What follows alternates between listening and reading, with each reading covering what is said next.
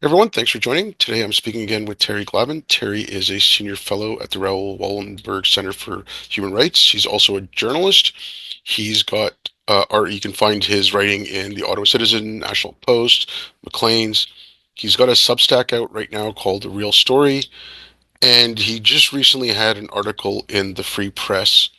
And the article was The Explosion of Jew Hate in Trudeau's Canada. And I wanted to have Terry on to talk about that article because this is something I've been focusing on for the last little while as well. So, hi Terry, thanks again for coming on. Well, it's good to see you again. It's been a while. Yeah, it's been a couple of years. I think last time was around the time of the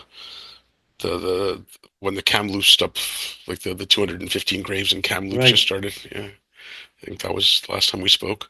Um, so this article that you wrote, like I wrote a really small piece for MacDonald Laurier about how post-colonialism was kind of feeding this. Um, and um, I was focusing more on like post-colonialism in North Africa and Islam from around that area, and then how it was driving like some of the protests here in Canada. Um, so you did I mean, your article is much longer, and you did a much more in-depth look at it than I did. So if you want to just start maybe with like why you thought you needed to write it, um, and then we can just start talking about it. Well, it's something that I've been covering more or less for about 20, 25 years now, fairly seriously. And I have been covering I've been to the Middle East a number of times. I've got many friends among the Syrian revolutionaries. I've spent time in Afghanistan. A lot of my friends happen to be Muslim. I've spent a lot of time in Israel. And I've been very interested in this phenomenon that has produced anti-Semitism in such lurid forms in Canada in recent times. And ever since October 7th, I mean, I think for the first 2 or 3 months it seems like I was on it almost full time. And I went back to Israel a few weeks after the event, and I went to the kibbutzim in the Gaza envelope, the places that had been attacked, and the site of the Nova Supernova Music Festival, where all those people were slaughtered. And I was up north as well, back up north in the Galilee, hanging around with the Druze. And so Barry Weiss, who is the editor of the Free Press, she is the most successful operation on Substack. She was former New York Times, decided to step on out into the cool and the dark. They've got 1 million subscribers now. They're coming along very well. And so I know Barry, and I had done a couple of things with her before.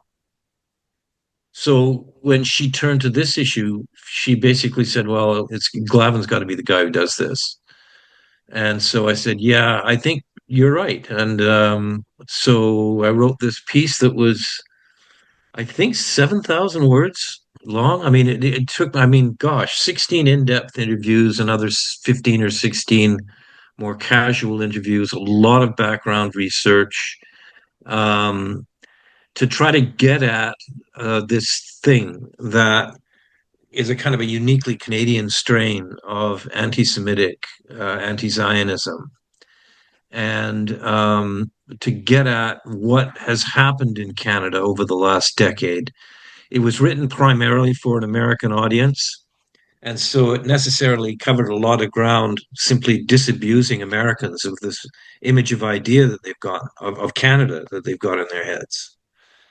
It's not the same place that they might have been familiar with years and years ago. We are the neighbor that they don't know. Um, it's hard enough for Canadians to get their heads around the radical changes that have occurred in this country, in the economy, in the demographic makeup of the country, in our federal policy, cultural policies since the election of the Trudeau government. It's taken a long time, I think, for the penny to drop for most people to realize that Justin Trudeau is actually not a liberal in any conventional sense of the term, and that something very sinister is has been developing here, and we're in deep. Everybody, we all know that Trudeau's a dead man walking. We all know that the conservatives, Pierre Poilievre's conservatives, are going to form the next government. I'm not yet convinced that certainly Poilievre himself, maybe Poilievre's people, fully appreciate the radical surgery that's going to be required of any reasonable prognosis. I think his diagnosis is more or less correct, but it's going to get a little weird. I think we've got about maybe a year, year and a half, maybe 2 years before things really start coming unglued in this country. Yeah, I mean, Keith, like one of the last things you just said there, I was at a couple of parents, like a couple of organizations where parents are getting involved to see what's going on in schools and stuff like that. And I spoke at one of them a little while back, and I was very blunt. I said, if you think that someone's going to come in and you can vote your way out of this, you're mistaken. Like no one's coming to save us.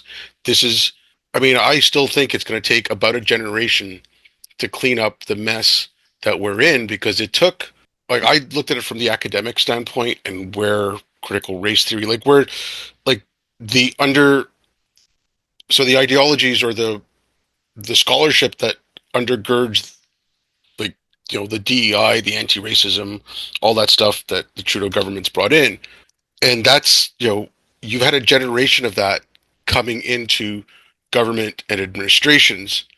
I think it's going to take a generation to clean it out because, sorry, there's not enough jobs in Starbucks for all these people to go work at. And they're Yeah. not fit for any other purpose.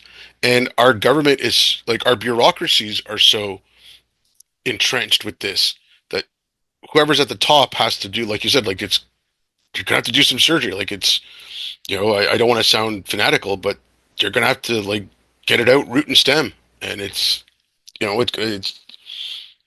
to be a long, hard fight to get all that stuff out. I don't think Polyev has got any choice but to do that. He's actually not a very radical person at all. I was actually was going to write a piece about his interview with Jordan Peterson, comparing what he said with Bernie Sanders' uh, New Year's little message, his little speech, and I thought, my God, and I've said this before. Pierre Poilievre bears far, far more resemblance to Bernie Sanders than to Donald Trump. He's very focused on the working class. He's very focused on the struggles of ordinary Canadians.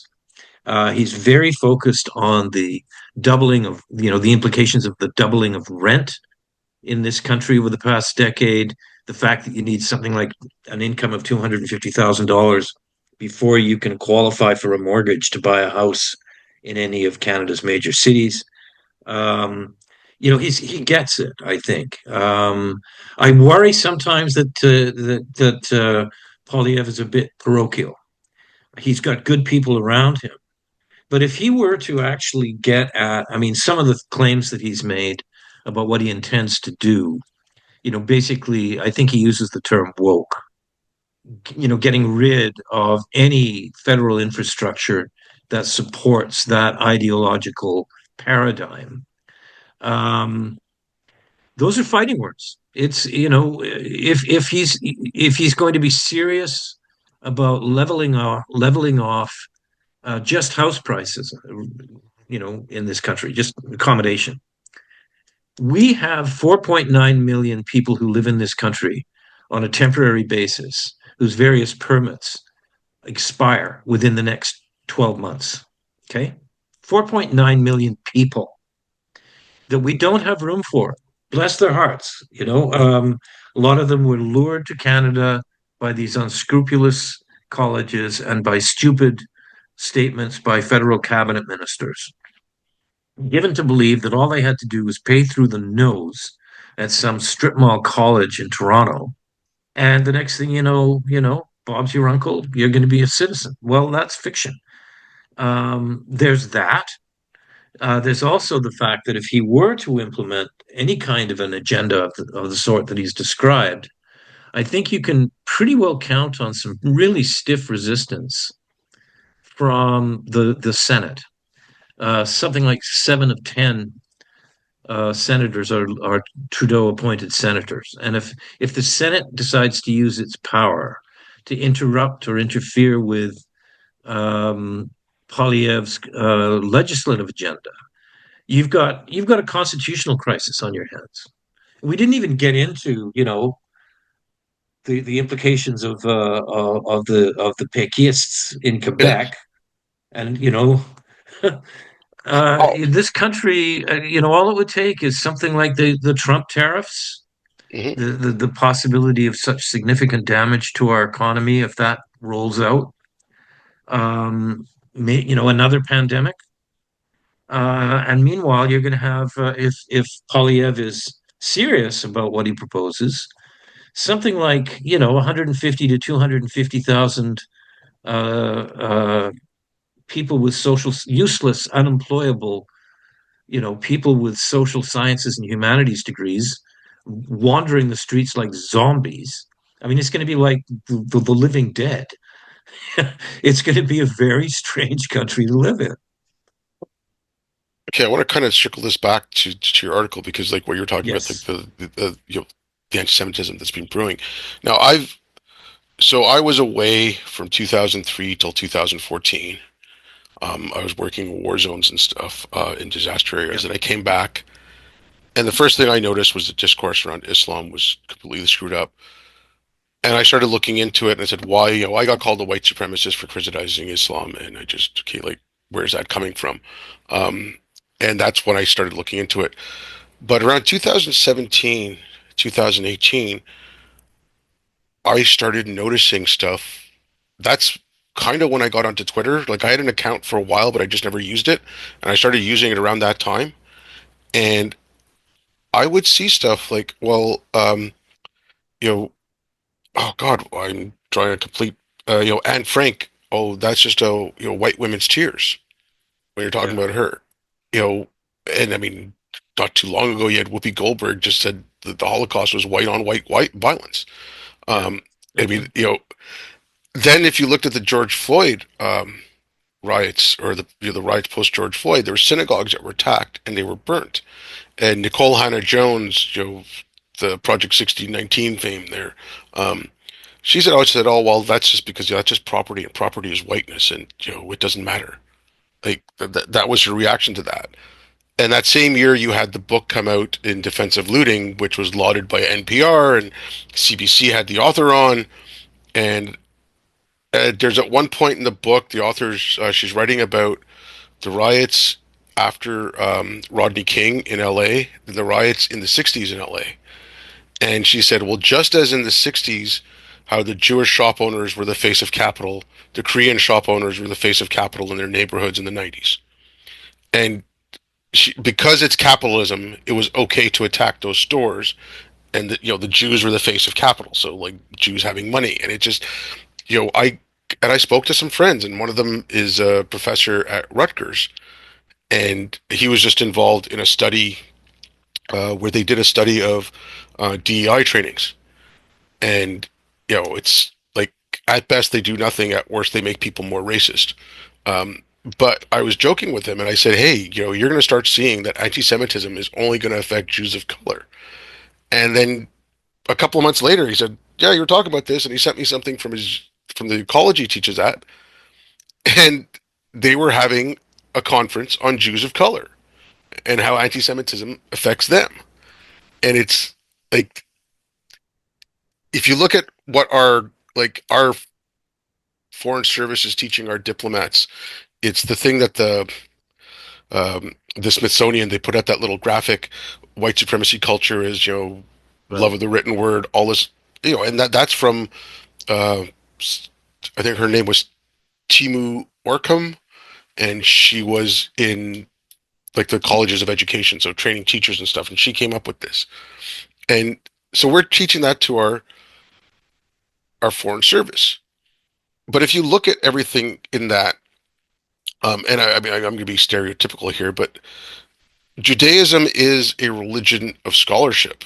It's a religion, it's a religion of study, and They're they, wise guys. yeah, Yeah. and they, and Let's deal with it. Let's yeah, get over it. but so everything that they were listing off in there as whiteness and as evil, Yeah. that can relate to Jews. And I was looking at this, I'm like, this is going to start raising anti-Semitism. And then there was things that were going on in Canada. At the start of the convoy protest in Ottawa, there was a protest in Toronto. It was anti-Israeli. They had Israeli flags with swastikas and the Star of David, and not much was said about that. But they said, about the couple of yahoos at the convoy who had, swastikas and Confederate flags. They made a big deal out about that, but they never said anything about Yeah. the other ones in Toronto. And Trudeau's first reaction every single time when there was anti-Israeli or anti-Jewish protests was to warn about Islamophobia. Yeah. I said it to so many people. I said, not only is this raising anti-Semitism on the left, it's giving carte blanche to anti-Semites on the right, saying, "Hey, these people are no longer protected. We can do whatever we want." Well, it's funny, isn't it? Is that, one Confederate flag, one swastika, the purpose of which seemed to be actually the opposite Mm-hmm. to what people were suggesting. I think the purpose of that swastika at that one event at the trucker protest was the suggestion that Trudeau was a Nazi. Yeah. Not, it wasn't praising Nazis. I mean, it's just ridiculous. And there is a strange thing. And a lot of it is perfectly understandable for what you might call old stock Canadians. We associate anti-Semitism with Nazism. I mean, I'm an immigrant and I'm an Irish Catholic, but it's kind of complicated because during the Second War, my father was among legions of Irishmen that put their differences aside with the British, crossed the Irish Sea to fight the Nazis. And my mother was in the RAF, and she was one of the Bletchley girls, the Enigma code. Used to say my mother the spy. She's had an interesting history. My uncle Patrick was killed by a German sniper. We grew up understanding anti-Semitism to have blonde hair and blue eyes and to be associated with the far right.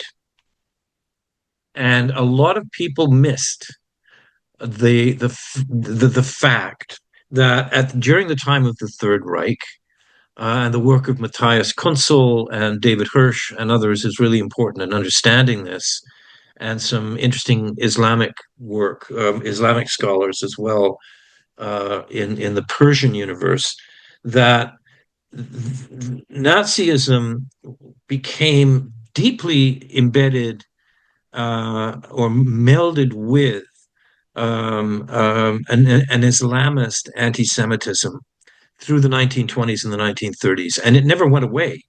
It was never defeated. Um, there was no VE Day in the Maghreb, in the Levant. The Muslim Brotherhood emerged, under Hassan al-Banna, who had Hitler's Mein Kampf translated into Arabic. The Mufti of Jerusalem was so enthusiastic by all of this. This is before the creation of the State of Israel, Mm-hmm. that he formed up a division within the SS. And the heirs and successors of that fascism, that Islamist theocratic anti-Semitism, the heirs and successors of that movement and those organizations institutionally is Hamas. That's where it comes from. That's what it's all about. And similarly with Hezbollah. So I think it came as a big surprise to a lot of people. It's hard for people to sort of think about this toxin, this sociopathology in these terms. The other thing is, this strange phenomenon of what might be called left-wing anti-Zionism. A lot of it has its origins in Soviet propaganda, and Soviet anti-Semitism, and also in the new left, as it was called, adopted a kind of uh, what was known as a campist position, that you were either with the imperialist camp or you were with the resistance. And there was a lot of romanticization of third world revolutionaries, some of whom were genuine and legitimate revolutionaries, as often as not, were proxies for the Soviet Union.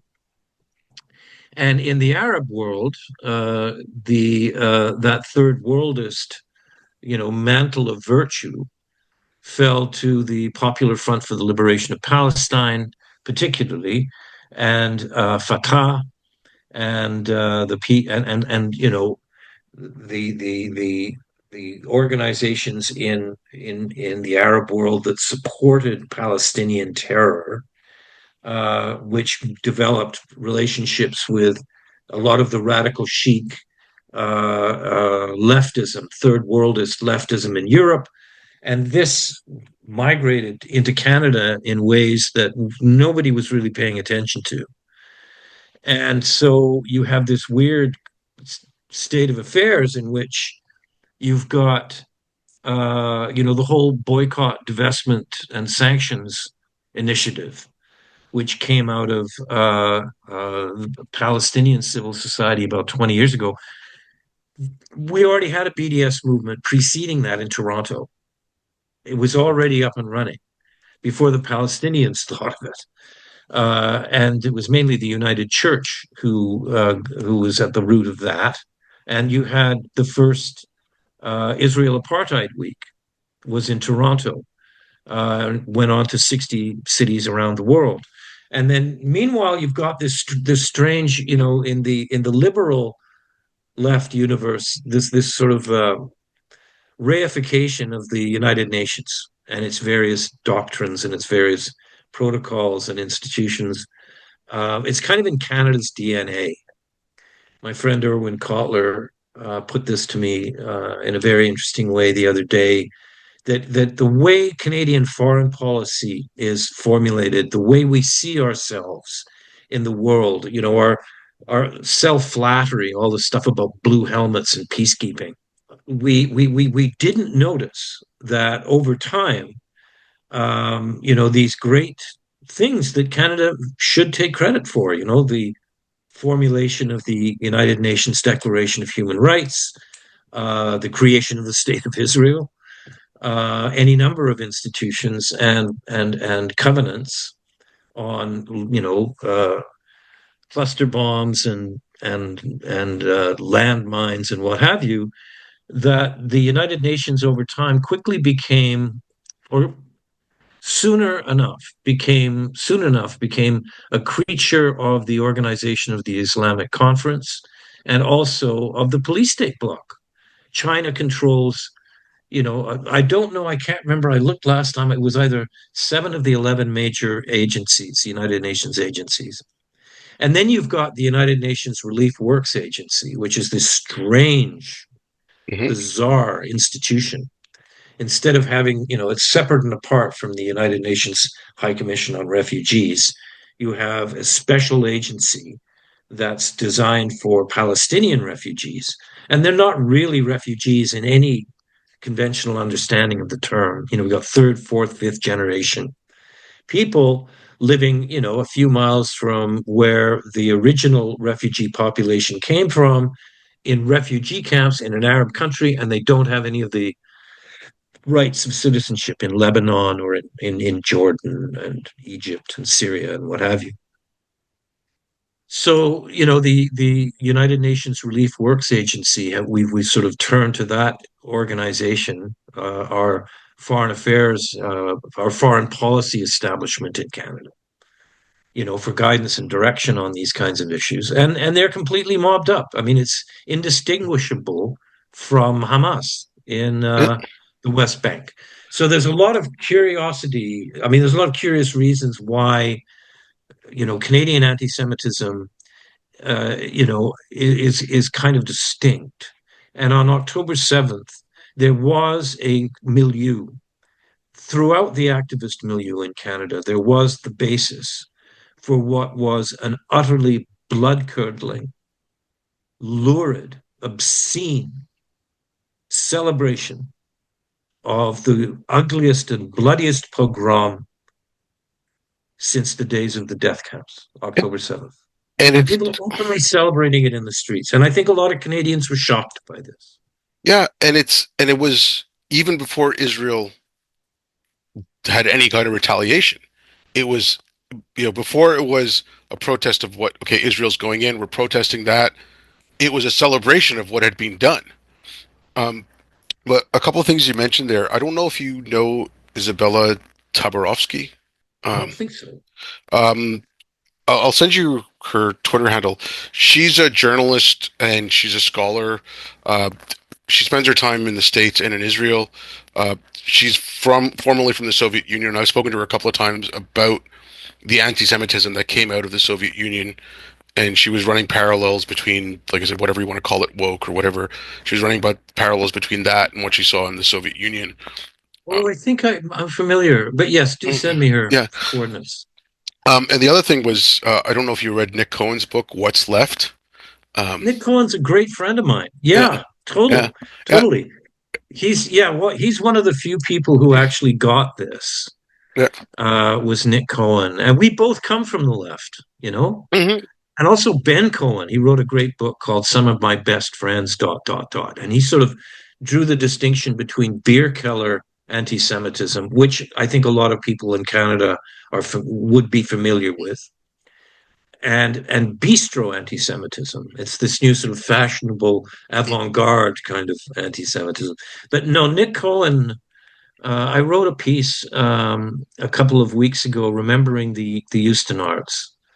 He was one of the champions of the Euston Manifesto. This goes back, gosh, 10 years, 15 years, in which a lot of European and British, primarily intellectuals and activists of the left, and Nick was prominent among them, got together at O'Neill's pub on the Euston Road in London. And a lot of those people were against the war in Iraq. Many of them were in favor of the overthrow of Saddam Hussein because they had friends among the Kurds and the Iraqi trade union movement and the Iraqi women's movement who wanted to see Saddam gone. So the idea was, well, how can we articulate a position that binds us? Like, what is going on here? What unites us? Because the direction that the left is taking, this thing that fashions itself as the anti-war movement, is a repository of the most grotesque demagoguery and alliances with Arab torture states and Islamist theocrats. And this is just not on. I mean, this is completely contrary to all of the disciplines, all of the successes, all of the traditions of the democratic left that we're familiar with. So what do we do? How do we think about it? And Nick was really, really important in clarifying a lot of those ideas. Yeah, I And I mean, think that people need to be aware of, if people want to understand anti-Semitism in Canada, they see these protests in the streets, from the river to the sea every damn weekend. And it's not just the protests. I mean, it's deeply embedded in the social sciences and humanities faculties of this country's universities. It's deeply embedded in the popular culture. It's deeply embedded at all levels of the federal bureaucracy. It is deeply and it is ubiquitous in the entire anti-racism infrastructure, the diversity, equity, inclusion policies.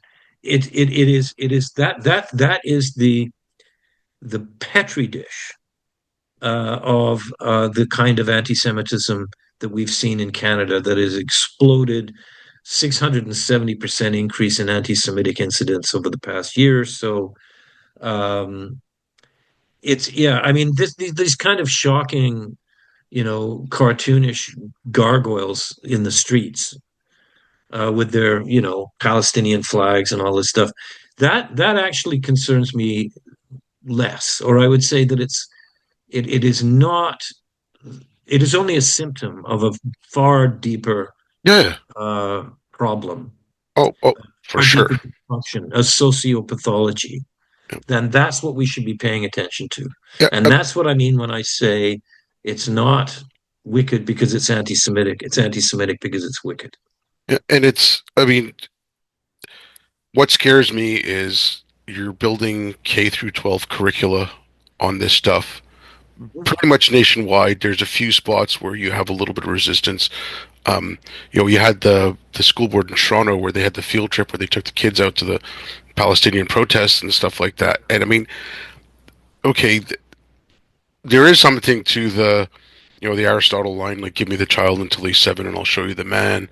Um, you know, I think it was Lenin who said, "If you give me 4 years, I'll plant roots so deep that they'll never be up. Like the trees will never be uprooted." And like talking about basically indoctrinating children.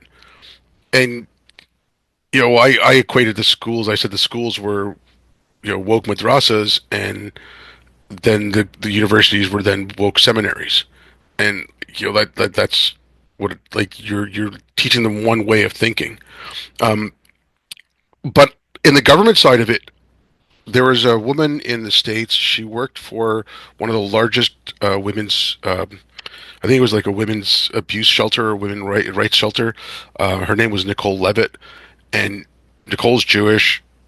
They were doing some of this DEI stuff, and she saw some stuff that was anti-Semitic, and she brought it up. And then there was a case of someone had drawn a swastika outside, and they wanted to talk about that, but the only way they would talk about it was in the framework of anti-blackness instead of anti-Semitism. And so when I hear Trudeau saying, "Oh, we're going to have a commission on anti-Semitism," this and that, that's what I'm picturing. They're going to use that progressive, woke, critical social justice, whatever you want to call it. They're going to use that lens to look at, oh, we're going to deal with anti-Semitism, and they're going to make it worse. I'll just ramble for a little bit longer. There was a rabbi out of Harvard. He used to teach here, but I know him because I saw him in some debates with Hitchens and people like Sam Harris and stuff. Rabbi Walpe, and Oh, he actually yeah, yeah. he actually resigned from Harvard because they were going to use DEI to deal with anti-Semitism. And it was he said no, you can't. Like he just blatantly said like they're not compatible. Yet that's what our government's doing. I mean, look at what's his name, Maroof. You mentioned him in your article. Like, I mean, they hired him to teach DEI, the same DEI they're pushing. And this guy was a raging anti-Semite, and his excuse was, "Oh, I only went after white supremacist Jews."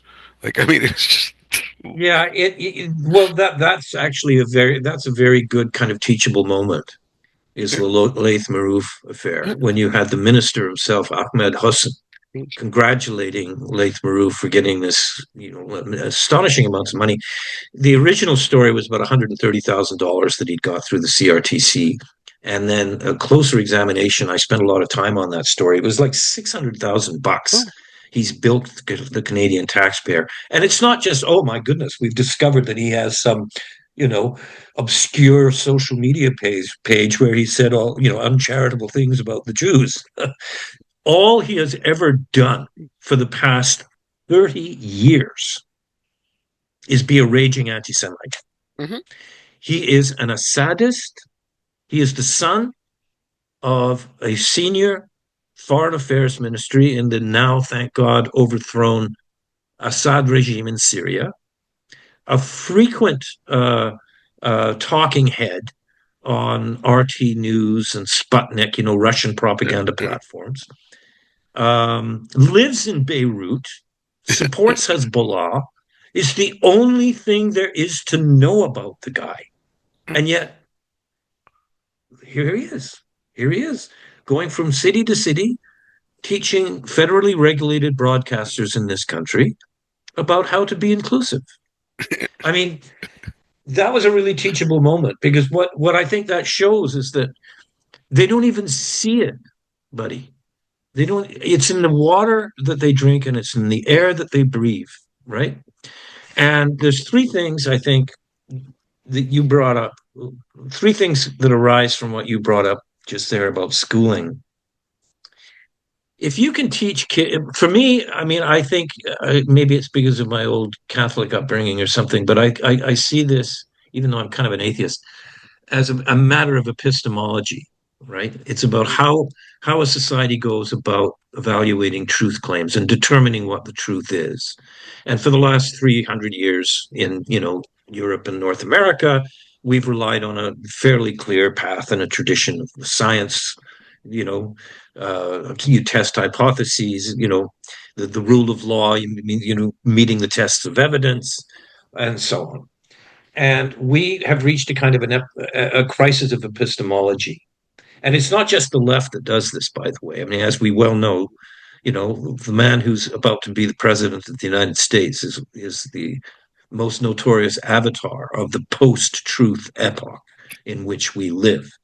But if you can take kids and if you can tell kids and teach kids to actually believe, it's notice how this is all about belief, by the way. It's Hmm. not about knowledge, it's about what you're supposed to believe.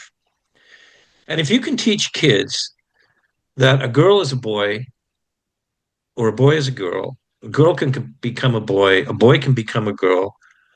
You're not allowed to trust the instincts that you inherited as a mammal from post infancy to be able to tell the difference between a boy and a girl. If you can teach children and convince children at that level that something so fundamental is subjective and problematic, then there's any number of very, very, very nasty ideas that you can put in people's heads. And the way I prefer to put it, I mean, if truth is that subjective, then the truth that will end up prevailing is the truth with the deepest pockets, the loudest voices, and the shiniest boots and the sharpest knives. And that is why I think for me, this thing that is masquerading as progressive is reactionary and regressive. This thing that we charitably described as postmodernist is actually pre-modern. It's pre-enlightenment. The second is on this matter specifically of anti-Semitism. Um, who in the Toronto School Board, Toronto District School Board, who are you going to trust among that cohort of teachers to take on the responsibility of Holocaust education? I mean, it's gone that far. It doesn't matter what your politics are. You can be as woke as, take Selena Robinson. I love Selena. She's a lovely woman, very woke, if you like, if we must use that term. She was the Administrator of Advanced Education, NDP government here in BC. And she managed to, uh, after October 7th, she managed to persuade cabinet that we should have Holocaust education um, I guess, grade 10 to 12 curriculum in the province. And she was also very disturbed about all of these lurid, yay, October 7th, what a great act of emancipation this was, that she was hearing from university professors. And they got her. David Eby was beaten up and he was intimidated, and he was cowed into dismissing her from cabinet. This bright, lovely Jewish woman who ticks all the boxes, the Rainbow Coalition woke boxes. That did not save her. That was no defense. Her entire political career was no shield against her proposition that the Jews have a right to a state of their own and that Israel has a right to exist. This is where we get into this new phenomenon, this new abstraction. I personally think that the worst thing that this government did was on May 29th, 2021, when they lowered the flags on the Parliament Hmm. buildings and across the country, and the flags stayed at half mast for something like 7 months. That, I think, was the great wickedness that this government visited upon the country, or emblematic of it. Because when you look at what Trudeau liberalism is, it is this proposition that Canada is this vile, racist, settler colonial state that has committed genocide after genocide against its indigenous peoples, and and that it must be refashioned into a post-national state by Justin Trudeau, because of course he's one of the nice ones. Hmm. He's an ally, and you've seen so much of this, the diction in the Israeli context of Israel as a Zionist settler state, an illegitimate settler state, and the rallies, the placards, from Turtle Island to Palestine, wrapping all this up in a nice, neat bow.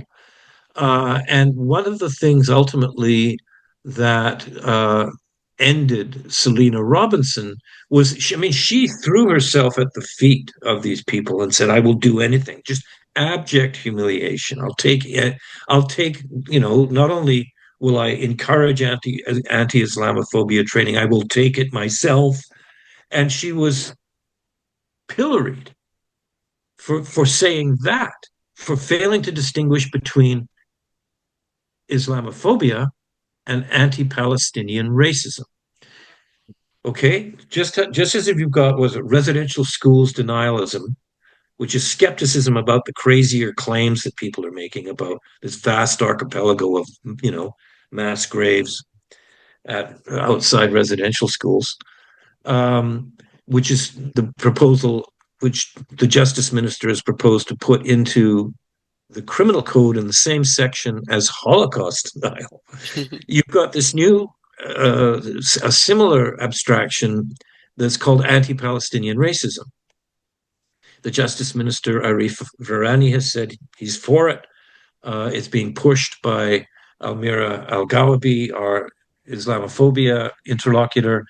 Prime Minister Trudeau has said he would like to see it embedded in our anti-racism strategy, which means that it'll be, criminalized essentially. Hmm.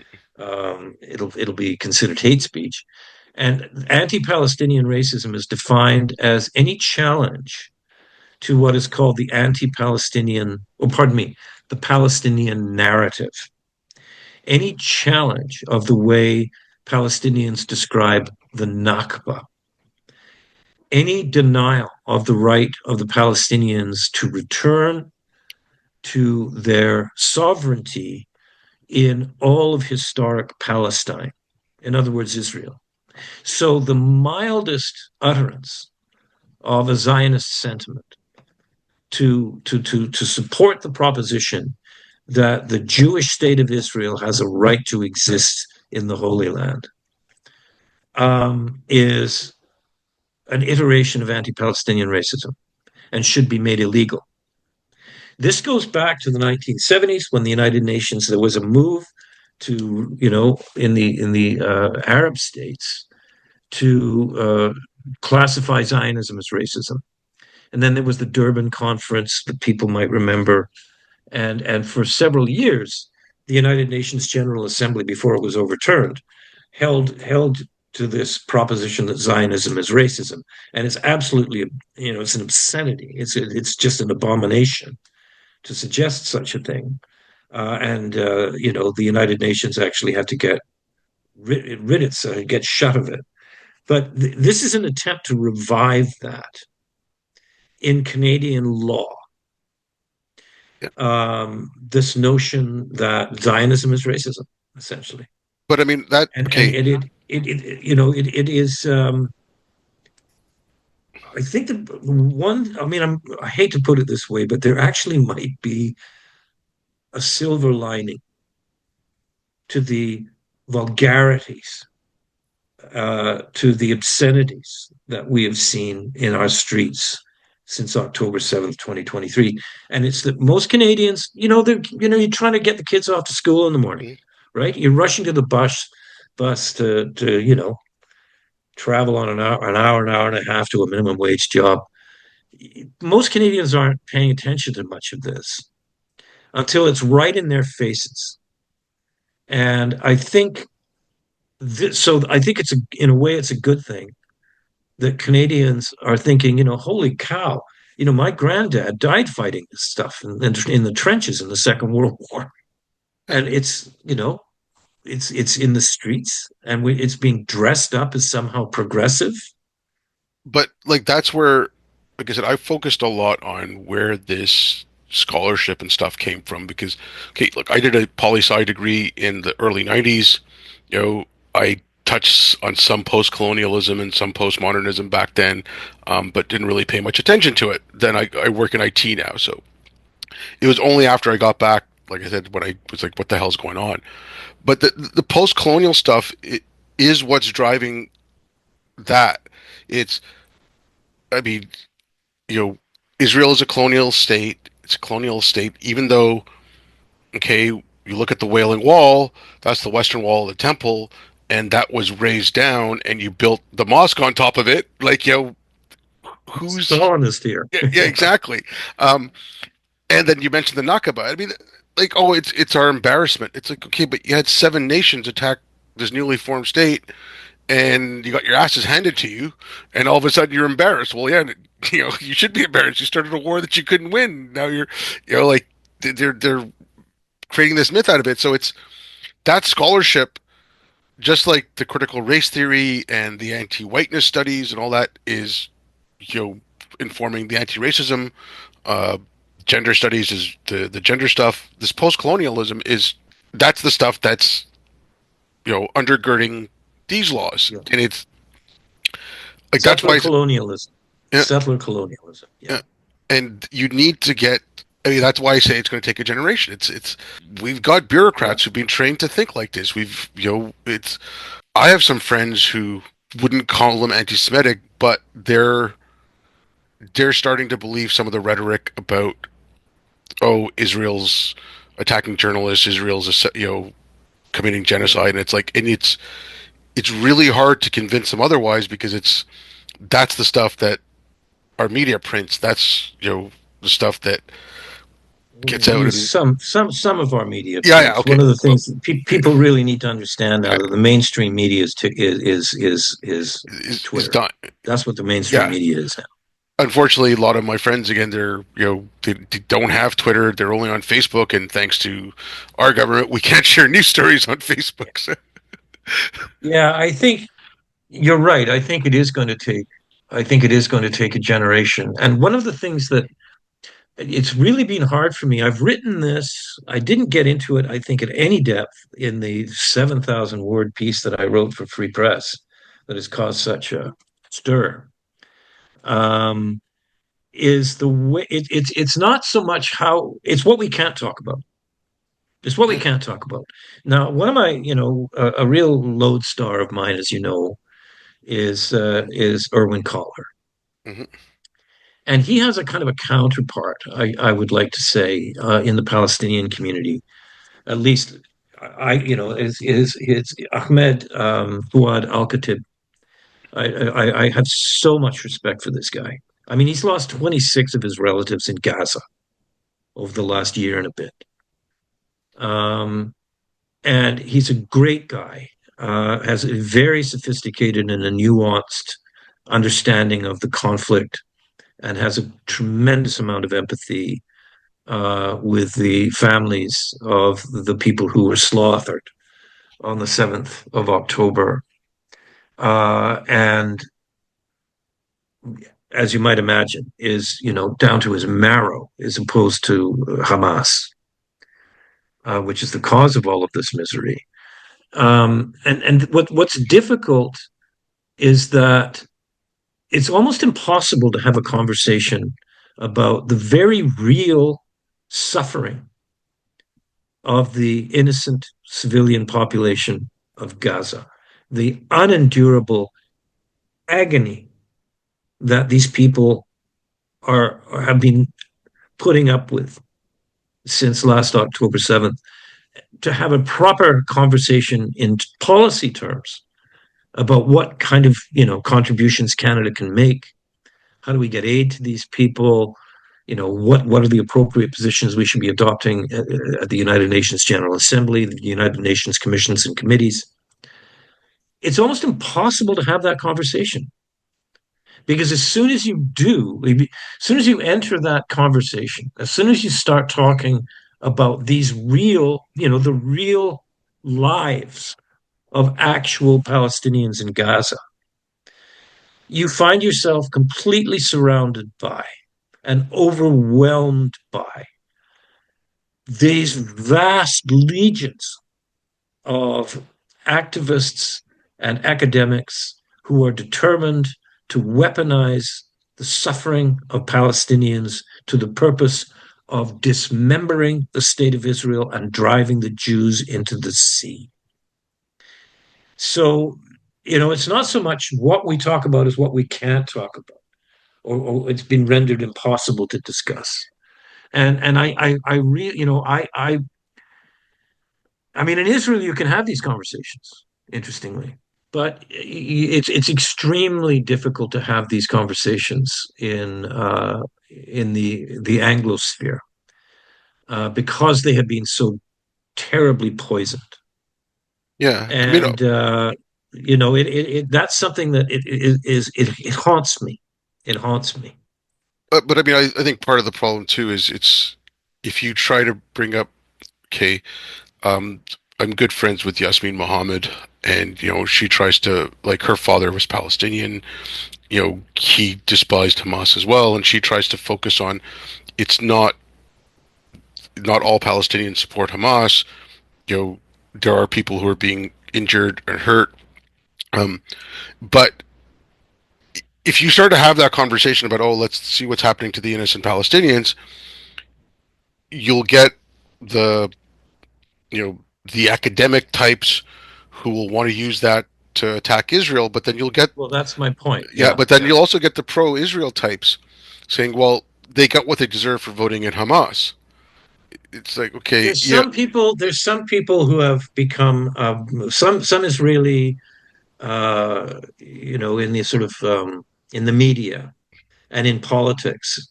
Some Israelis have become brutalized by this. They've become brutalized by what they've had to endure, and by that I mean they've become inured to Palestinian suffering.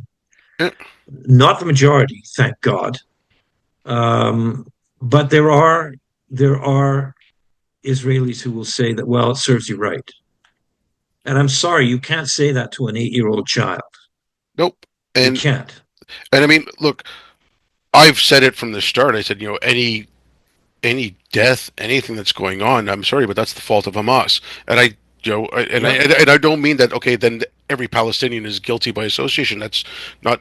But to try That to point have, does have to be stressed. That yeah, point does have to yeah, be stressed but whenever the opportunity yeah, presents itself. Release the goddamn well, hostages. yeah. And I mean, You know? it's such a. I mean, you got to thread this needle so finely because again, I don't want little children hurt. Like I spent close to 7 years in Afghanistan. I saw some of the brutality of war. Um, I don't want little children going through that. I don't want innocent people going through that. But at the same point, you can't let Israel leave, Hamas tunnels underneath the hospital. Yeah, Like that's it's. right. I mean, it's. Well, the other thing is, I mean, I think when the dust settles, and the dust is beginning to settle. I mean, let's face it, Israel has beaten the living daylights out of Hamas. Israel has completely decapitated Hezbollah, Mhm. has eviscerated Hezbollah. Israel has brought Iran to its knees. The entire Khomeinist, axis of resistance right around to the Houthis, through Damascus is gone. I mean, this is an event comparable to the dismantling of the Iron Curtain, or at least the fall of the Berlin Wall. This is big. It's big, and so there is a wonderful opportunity, I think, to build not only a new Middle East, but we really need to begin to understand this in global terms. That you have this axis, which is Moscow, Tehran, Beijing. It was Damascus until very recently. It was Hezbollah land until very recently. Caracas, Venezuela, to some extent, Turkey. I regret to say Ankara. Turkey should Hmm. never have been a NATO member. Hmm. Um, Against all of us, against the rest of us, against the liberal democracies. And, this isn't just about Israel. This is about civilization and its enemies. And its enemies are among us. And they are, as I say, and as you've noticed, they are deeply entrenched in the federal bureaucracy, in the foreign policy establishment, in the universities, right down to the grade schools. Hmm. So, yeah, it'll be a generation. This is going to be a long fight. And I don't know. I mean, like I say, Trudeau's a dead man walking. And I think everybody's talking about, the death of woke or woke has peaked. And I think that's obviously true. But I don't. it's only well, I think it has in this way. I think people have had enough. I think it's. Now, I think whether there's. or not that means it can be dislodged from all the institutions that it's captured is another question. I think there's peak awareness of woke. Okay, so people finally enough people have started to take notice to say, okay, enough is enough. We got to push back. But when I hear, oh, we're at peak woke or woke is peaked, all I think about is George W. Bush on that aircraft carrier in Iraq in the big mission accomplished sign. It's like, no, okay, like we've got a long way to go. Yeah. I we're at the point where in the early '90s when the first political correctness nonsense started receding, and everyone's like, "Oh, we've got common sense back." But then it went back into the academy and it metastasized, and it's come out as what it is now. Yeah. And it's because people didn't pay attention, and I think it's we've got to pay attention to say, okay, and again, this is something you have to balance very finely. University of Chicago a year or two ago said they're going to launch a chair in critical race theory. I personally think that's nonsense, but they want to have a chair in critical race theory, have a chair in critical race theory. But that department cannot then go to physics and say you can't study light because white light is racist, as we had coming out of Concordia and Cornell, right? Like you can't that that chair should not have that authority. Just like I said, if you want academic freedom, you want to have a chair in alchemy, go right ahead. But that alchemy department cannot tell the chemistry department how to do chemistry. Like there should be those walls in place in academia as One well. would hope. Yeah, but it's not right now. Like they don't have Well, that we right just had, look, hey, the Department of National Defense contracted, I can't remember the name of the institute, the paper on the Canada space program. And the paper that came back was critical of the idea of the space program because it was imperialist, and also that it failed to take into account other ways of knowing and indigenous ideas of the universe, and also astrology. It just didn't pay any attention to astrology. So yeah, I mean, it's hilarious, now. right? Oh, I mean, And it's laughable, and but this is, the idiots will always be with us. There's no what are you going to do? yeah, But I think there is some light at the end of the tunnel in the emergence from this crisis of epistemology that I've tried to describe. Um, I mean, it's all who was it that put it this way? It's all very well and good to believe that Elvis is still alive, but when you get into government policy, it gets a bit tricky. Like, where do you send his old age check? Like, mm, what's his address? uh, um, so I do think that I do see light at the end of the tunnel there, but I mean, it's going to be a fight, and yeah. people are going to get bloodied, And I mean, and we need to prepare for that. okay, I don't want to keep you too much longer. I'm getting aware of the time, but one thing, like, I'll close with this, and I'll let you have the last word on that. It's one of the things that I was always harping about when I first got back, and I saw what was coming from the left. I'm like, okay, these attacks on free speech, the way you're doing this anti-racism stuff, I equated it to Man for All Seasons, Roper. I don't know, like Hitchens used to talk about it a lot, and it's so Roper is the like the inquisitor for the Church of Oh yeah, England, yeah. and so Thomas More asked him, like, so that you'd burn down the laws to Saint catch the Thomas devil. More, Saint Thomas More, Thomas if you More, don't yeah, mind. okay. If you're Irish Catholic, you have to say that. So he asked me, like, would you, you'd burn down all the laws to catch the devil, and Roper turns around and said, yep, I'd burn down every law in England if I could catch the devil. And then St. Thomas More said, hey, well, what would you do then when the devil turns around, all the laws being cut down? He's like, like this, he said, England is being planted deep with laws from from one end of the country to the other. And if you burn them down, you will have no protection. And that's my biggest thing is I don't want overcorrections, and unfortunately we are going to get some. But our institutions have been so denuded of their missions that we don't really have a lot left to protect us if the devil does turn around to face us. Like, look at the ACLU in the United States; it's a shadow of what it Gone. was. It's gone. Yeah, Yeah. and I mean, so institutions that used to protect us, we no longer have. And so when we start getting overcorrections, where are we going to run and hide? And that's my one of my biggest fears. Yeah, it's a good thing to be afraid of and to be mindful of. And a lot of it will be, I mean, I remember and I think often of our young comrades in Hong Kong, hundreds of Yeah, thousands of people in the streets. The bravery of those people, yeah, the courage, the dignity of that movement. Um, and it has been crushed and decapitated. And everybody that I hung around with and interviewed and in Hong Kong is either in prison or in exile.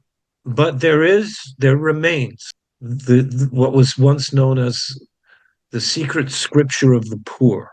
And I'm not one of those that believes that it's a clear line that the arc of justice always, the arc of history always bends towards justice. And yeah, it goes in U-turns and it goes down cul-de-sacs, and history isn't as easy to figure as that. But I do believe, as George Orwell put it, if there's hope, it lies in the proles. And I do think that that is a very true thing, that the cavalry isn't coming, nope, that we cannot wait for the Mashiach, for the Messiah, that, it means relying on on our own common sense, our own faculties, not expecting the state to come through for us, um, figuring out ways to teach critical thinking in elementary schools. I think this would be such a great thing. But I mean, who's going to teach that, right? That's the yeah, scary bit. yeah. There's a lot to fix. Like I said, I don't want to take too much of your time. I mean, you've been very generous. If you want to let people know where they can get a hold of you, I'll put the links to your article in the Free Press and also to your Substack in the description. But if you want to let people know where they can get a hold of Well, you, you can just, I mean, I'm almost every week, usually once a week in the National Post, and I would very much appreciate it if your listeners might take out a paying subscription yeah, to my newsletter, which is The yeah, Real Story. Very simple. Just Terry, Google me, The Real Story. Substack. You'll find me. I'll put the link to that as well. Yeah, lovely to talk to you, man. It was great. It's been a while. It's been too long. It's lovely to talk to you. Well, thanks again, Terry. It was good talking to you, and thanks everyone for listening.